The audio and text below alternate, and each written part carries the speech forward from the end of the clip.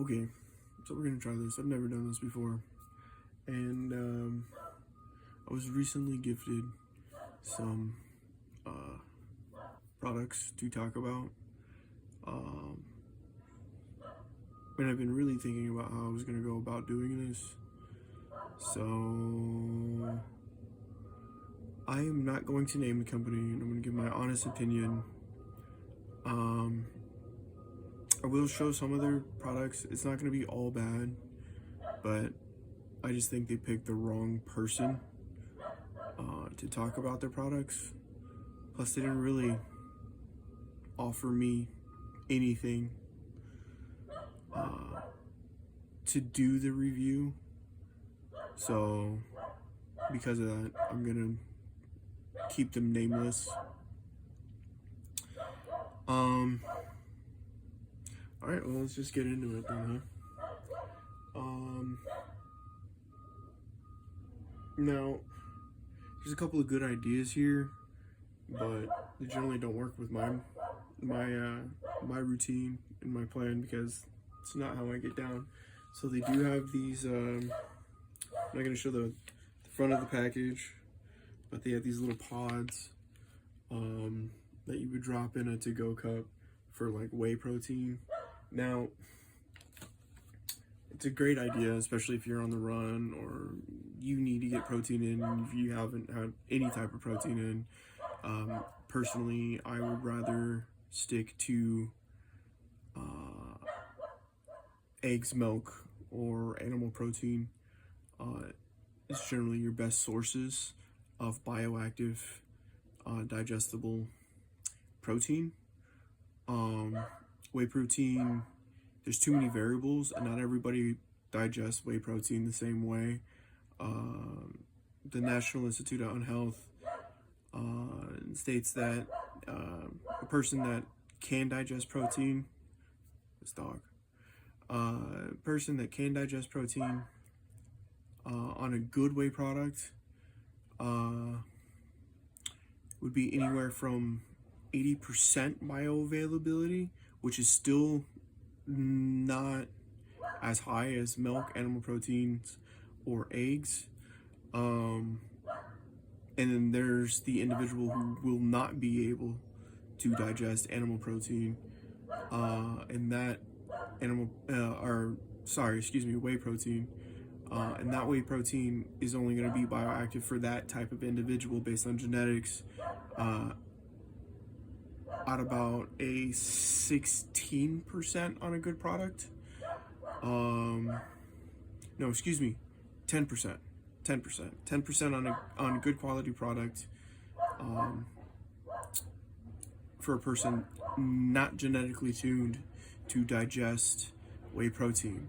I don't know if I can digest whey protein or if I cannot. I don't know how to test that. And then on a poor product, you're looking at bioavailability on somebody who can digest, about 16% bioavailability, and about 2% for those who do not have the ability to digest whey protein.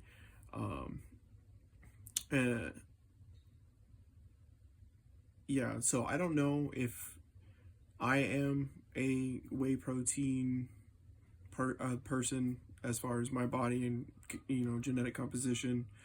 I don't know how you would know, but if you know, it's a good idea for those pods, and that's it. I generally stick to, like I said, eggs, milk, and animal protein.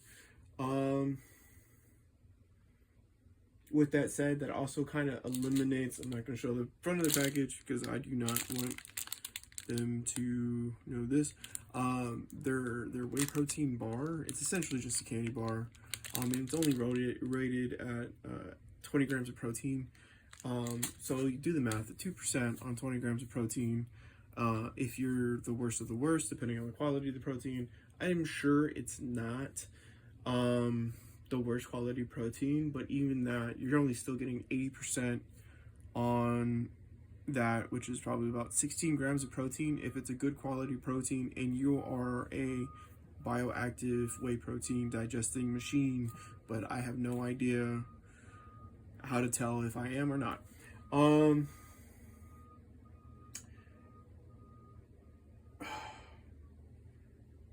There's like some really good ideas here, but they're just not really, I'm just not down for the types of products. So they have like this to go essential amino acids. Well, essential amino acids, like I said, milk. Just get a a non-fat, lactose-free milk that's high protein, that's low calorie. It'll make you feel full. Your body's going to digest it slower. It's going to be way bioactive, and you're going to get all essential amino acids from that. Having these little to-go shake in your water crap, and this shit doesn't really fucking work. Your body doesn't really do that. It's not designed that way. It doesn't really know how to digest it. This is man-made, added to the food matrix. You can eat cheese, you can eat fucking Greek yogurt, real Greek yogurt. You can eat food, amino acids in beef and chicken and all those other things. I understand if you're a morally conscientious person and you decide not to eat animals, milk, eggs, and if you're a vegan, well, I don't even know if this is vegan because it's not marked, so critique.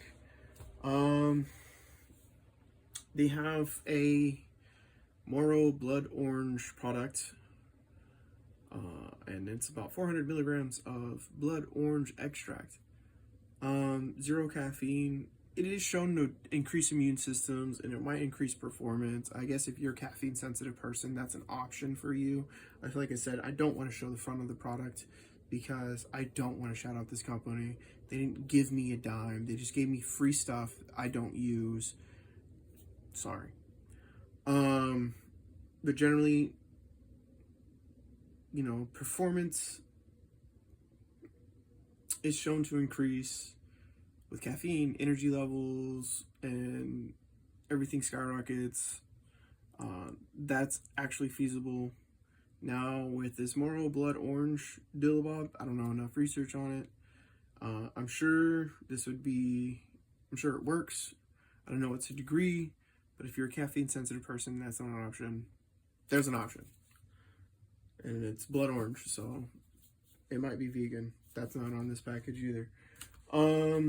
Probiotics, they give me a probiotic pack. Cover up their name there.